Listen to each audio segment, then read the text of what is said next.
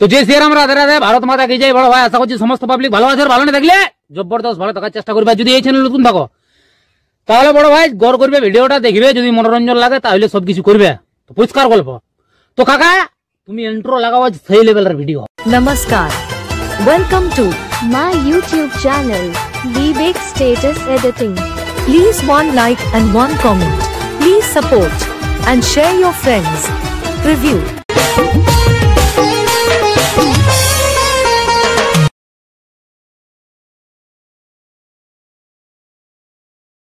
হালত করে দিলি রে মোদে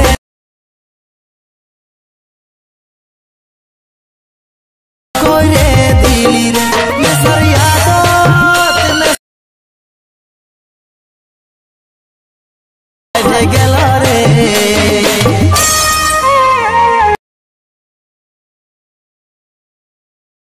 পারি নাই রে। হ্যালো গাইস, আজকে যে প্রিভিউ স্ট্যাটাস ভিডিওটা দেখলেন, এরকম নিজের ফটো দিয়ে কিভাবে স্ট্যাটাস ভিডিও এডিটিং করবেন সেটা শেখার জন্য ভিডিওটা পুরো শেষ পর্যন্ত দেখবেন, না স্কিপ করে। এরপর অ্যালার্ট মিশনটা ওপেন করে নেবেন। ওপেন করে নেওয়ার পর নিচের দিকে দেখতে পাচ্ছেন প্রজেক্ট লেখাটা, এখানে টাচ করবেন। এখানে ফটো অ্যান্ড লেয়ার্স, বিটমার, সং, ইফেক্ট, এই তিনটি লিঙ্ক ভিডিও নিচে ডিসক্রিপশানে দেওয়া থাকবে, সেখান থেকে আপনারা ইনপুট করে নেবেন আপনাদের অ্যালার্ট মিশনে। এরপর প্রথমে আসবেন ফটো অ্যান্ড লেয়ার্সে, আসার পর এখানে টাচ করবেন, দিয়ে এখানে সিলেক্ট অল লেয়ার্স লেখাতে টাচ করে সিলেক্ট অল লেয়ার্স করে নেবেন, দিয়ে আবার এখানে টাচ করবেন, দিয়ে এখানে কপি 26 লেয়ার্স লেখাতে টাচ করে কপি করে নেবেন।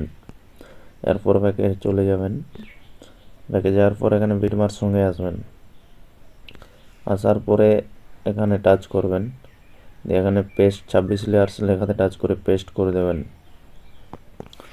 ফটো সিলেক্ট হয়ে যাবে, ফটো অ্যান্ড লেয়ার্স দেখতে পাচ্ছেন।